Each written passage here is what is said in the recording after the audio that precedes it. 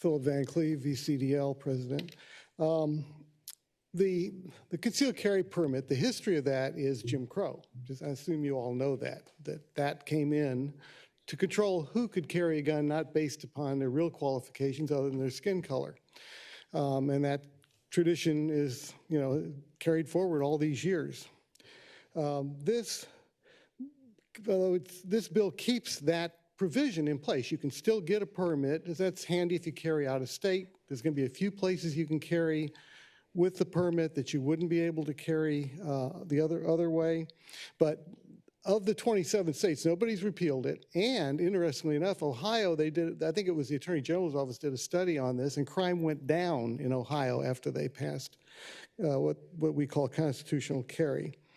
So I thank the patrons for this, and I would hope, we would consider that people have a right to carry. And the only difference between open carry and concealed is putting on a coat. So suddenly, without a coat, I'm good. Put on a coat. Oh no, boy, now you need training, got to pay fee, you got to do all this stuff just because you put on a coat. Thank you. Thank you, sir. All right, we've got 4 people. So. Tanya Mallory with the Virginia NAACP. We're opposed to the bill. And I would just say out loud that we are highly suspicious of people who speak for people who look like us by people who do not look like us. Thank you, Mr. Chair. Thank you, Ms. Mallory. Cordoza, sorry. Mr. Chair, I'd just like to make a comment on the bill. Yes, go ahead. All right. Just to alleviate the suspicion, as someone who looks and is one of us, these bills were created for the sole purpose of stopping African Americans from being able to own and possess guns. That was their purpose. That's what they were created for historically in the Jim Crow era. So just to alleviate all of that suspicion, being spoken from an African American mouth, that's exactly what they were for. And I thank the patrons for bringing this bill. Delegate Mundon King. Thank you, Mr. Speaker. Speaking to the bill. Delegate Mundon King. Thank you. We have a saying in the African American community, all skin folk ain't kinfolk. We are not a monolith in the African American community. My colleagues certainly have the right to their perspective, whatever it may be, but nothing in this bill does anything to keep the African American community safe. And although I do not speak for the African American community, as a member of the African American community, I would appreciate people keeping our names out of their mouths and stop using us to defend things that continue to harm us. And in closing, I'll say, in any situation, I trust moms.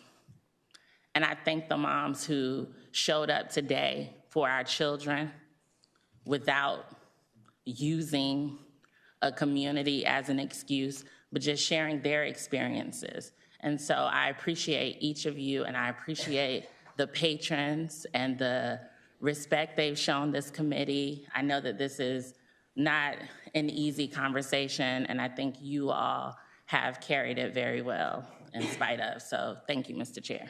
Thank you, Delegate Mundon King. Delegate Weber. Yes. Thank you, Mr. Speaker. Mr. Speaker, I've been thinking about the Pledge of Allegiance for the last few days. I don't think that I've ever done it this deeply. It started last Friday after finishing up a committee hearing where I heard a fellow delegate say that not all skin folk are kinfolk. It felt out of place, particularly to hear in a room meant to facilitate the exchange of ideas. That's when the pledge popped into my head, in particular a phrase, one nation, and a single word, indivisible. Even during our most divided times, there has always been a link between Americans, a shared culture, a point of reference, and increasingly, as we break down social barriers, shared family members. It may seem odd as they may not look anything like you. It's hard to truly divide us. Yes, we'll argue with one another, but do we ever try to truly shut each other down? No, Mr. Speaker, we don't. When I joined the Air Force, that inability to divide us became even more apparent.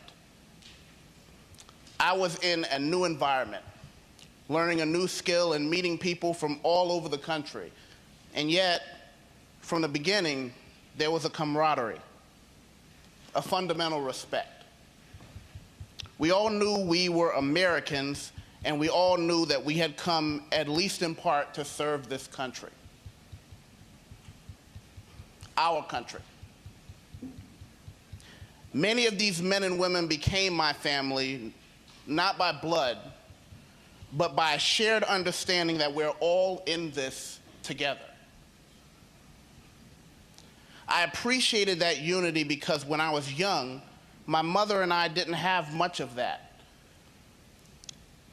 See, my biological father, a disabled Army veteran, brought my mother and I from the Bronx to New Jersey. He bought a small house, gotten a job, even started his own business.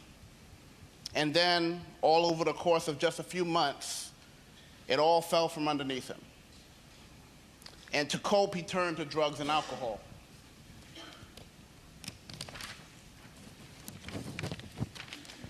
My mother was left with me, and she made the decision to return to the Bronx. She got a job and found us a small apartment. And even though I was too young to remember this, she tells me, she turned to me as we were driving back from Jersey and said, "Everything is going to be okay. It's just me and you now, son." And I don't know how she made it. I don't know that I could have made it. I think that's why the American experiment has been such an inspiring idea to me. Much of my childhood was in a house divided, but we somehow still kept it together. As I got older, I began to realize how different we can be from one another, and yet we are all Americans. We all stood for the Pledge of Allegiance. We all seem to be, at least on some level, familiar. Thus, I am faced with this unescapable truth. This country remains strong not because of or in spite of our differences, but because we have all signed on to the idea that we're supposed to treat each other like family. We've all signed on to the idea that we are one nation and that no matter how we bicker with one another, we will remain indivisible. That's why what my fellow delegates said to me felt off. Because there was a disagreement and it felt as if she wanted to perpetrate it and not end it. There was no trace of the inherent agreement that I know we have with one another. And so I would submit this to you. Not all kinfolk are skinfolk. It's broader than that. It's more encompassing than that. The people who I consider to be my family go beyond race, ethnicity, gender, and yes, even sometimes creed. I refuse to surrender to the narrative of division.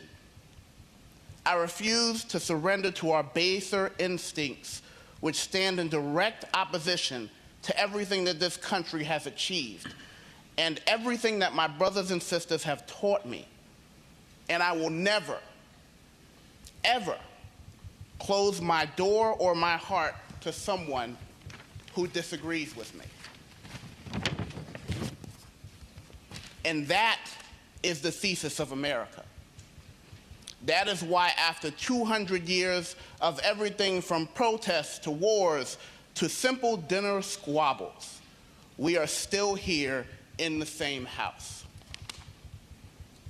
To disagree in America is an act of faith and respect. Faith in the vision of our republic and respect of the fundamental truth that to move forward as a society and a community, to move forward as family, as kin. We have to respect one another, even in our time of disagreement, and not demean ourselves with what is, frankly, ugly behavior. We are better than that. A phrase like "no skin folk," like "not all skin folk are kinfolk," has no place here. We are serious people, gathered to do good things for the people who elected us. Our constituents expect more of us, and I think they deserve those expectations be met. Thank you, Mr. Speaker.